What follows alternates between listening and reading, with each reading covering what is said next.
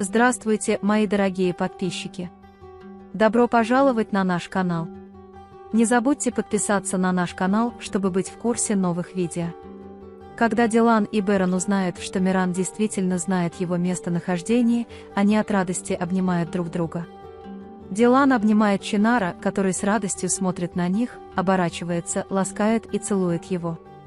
Тем временем госпожа Хаджер наблюдает за ними издалека. Когда Чинар понимает это, он оставляет их и приходит к Хаджер Ханем, говоря, что ему пора идти. Когда госпожа Хаджер спрашивает, почему они были так счастливы, Чинар отвечает, что я не знаю, и не говорит ничего, что слышал. Затем он посылает Чинара сказать ему, чтобы он пошел в свою комнату и оставался там весь день, вы наказаны. Он думает про себя, что Миран может быть причиной того, что он так счастлив. Он приходит к Тарику и говорит, что Баран и Дилан очень счастливы, а вдруг дело в ребенке. Когда Дилан говорит, я знал, что наш сын где-то жив, мы найдем его, Берон говорит, не увлекайтесь слишком сильно. Но Дилан говорит, не говори так с Бераном, пожалуйста, я гоняюсь за этой возможностью уже 5 лет, позволь мне прожить свое счастье в полной мере. Хотя Берон говорит, что я боюсь, что вы будете разочарованы, Дилан отвечает, что нет, я это чувствую. Тем временем приходит Акиф, и ему рассказывают о развитии событий. Когда Дилан ушел от них, сказав, я должен подготовить ее комнату, потому что она верила, что Миран вернется, Баран рассказал Акифу о своих чувствах. В течение 5 лет боль брата и сестры, боль ребенка и лишение моей бабушки, все это разрушило меня. Если я жив, я хочу поверить в эту новость впервые за многие годы, благодаря Дилану. Госпожа Тарик и Хаджер думают о том, как Мурат узнал, что Миран жив, а затем думают, что Исмет им рассказал. Он говорит, что это лишь вопрос времени, когда Тарик Баран достигнет Исмета. До этого мне нужно встретиться и поговорить с Исметом, и я скажу ему держать язык за зубами. Затем, когда он спрашивает, нашли ли они молитвенное ожерелье, госпожа Хаджер отвечает, что ребенок, должно быть, уронил его на улице, и они нигде не смогли его найти. Тарик говорит, пусть они найдут его, если Дилан и Баран найдут его раньше нас, все, что мы делали все это время, будет напрасно. Госпожа Хаджер извиняется, я разбила Дилану сердце из-за боли от рождения ребенка. Я должна была понять тебя, в конце концов, я тоже мать. Дилан говорит, что все в порядке, все думают, что мой сын умер, но несмотря ни на что, матери знают, что я чувствую, что он жив, если ты в душе мать, ты узнаешь и уйдешь. Акиф составляет несколько планов, и когда он говорит Барану подождать, чтобы услышать от меня, чтобы воплотить его в жизнь, Баран отвечает, что я жду в своем углу 5 лет и не могу больше ждать. Однако Акиф успокаивает его и убеждает подождать. Берфин смотрит на фотографии своего 6-го дня рождения с близнецом Тариком и расстраивается, говоря, когда мы так разошлись, почему все не так, как раньше. Собираясь покинуть особняк, Акиф замечает Берфин и задается вопросом, почему она плачет, когда Берфин внезапно исчезает. Берон приходит в комнату Мирана и гладит отпечаток руки на стене. Он держал в руке фотографию своего детства и впервые за многие годы почувствовал надежду.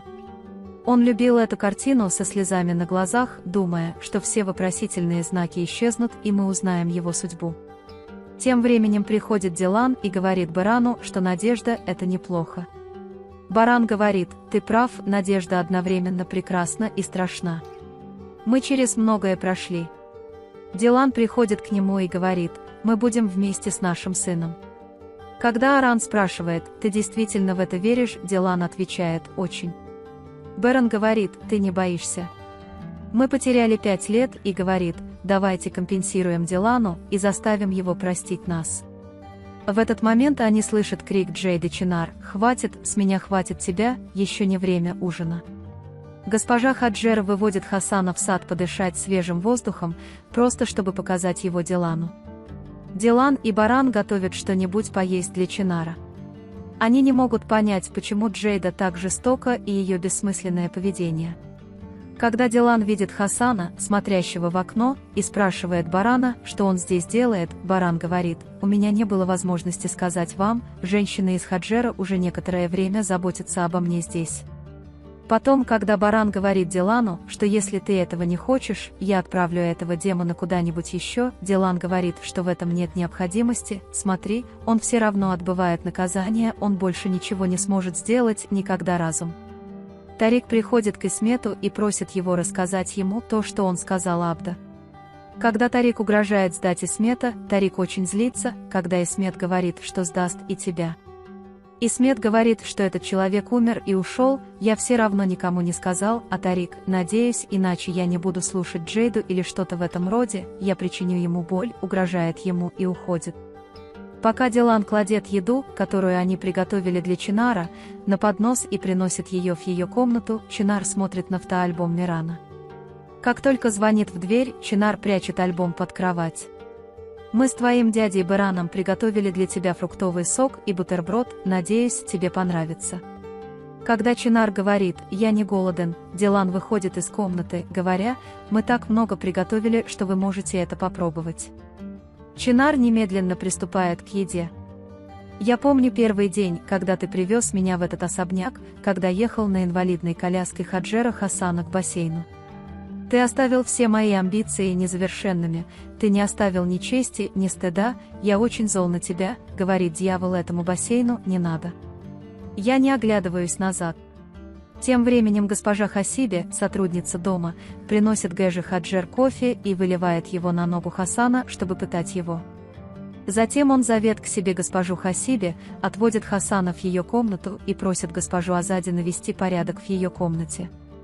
Он также спрашивает о молитвенном ожерелье, но госпожа Хасиби говорит, что мы не смогли его нигде найти, я думаю, маленький джентльмен уронил его снаружи.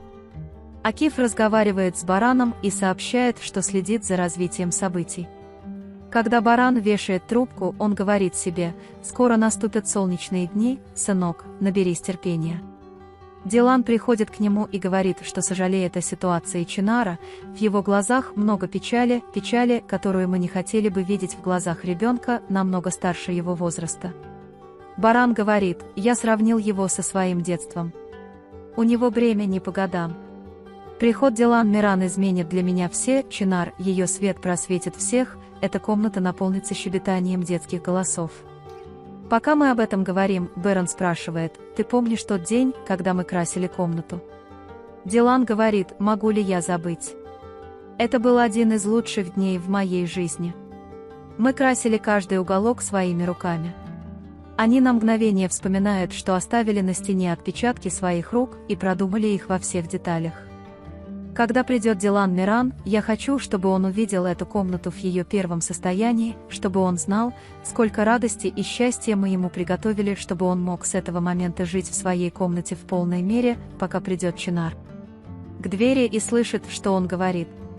Когда Дилан замечает его и Чинар хочет пойти, Дилан спрашивает: «Куда?».